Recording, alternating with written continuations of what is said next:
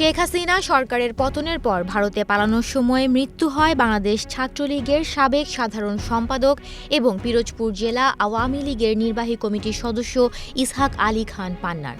তার মরদেহ পাওয়া গেছে ভারতের মেঘালয়ের পূর্ব জন্তিয়া পাহাড়ের দোনাভৈ গ্রামের একটি সুপারি বাগানের মধ্যে। এলাকাটি ভারত বাংলাদেশ সীমান্ত থেকে ১.৫ কিলোমিটার দূরে অবস্থিত।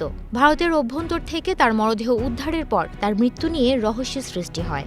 কিভাবে মারা গেছেন পান্না? অসুস্থতাজনিত, দুর্ঘটনা নাকি হত্যা, সেটা স্পষ্ট হচ্ছিল না। অবশেষে জট খুলেছে ভারতীয় পুলিশ।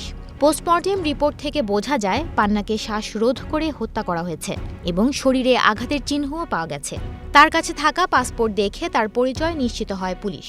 ২০১২ সালে আওয়ামী লীগের সম্মেলনের পর দলের কেন্দ্রীয় উপকমিটির সহসম্পাদক এবং পরে বিভিন্ন উপকমিটি ও পিরোজপুর জেলা আওয়ামী সদস্য হয়েছিলেন তিনি।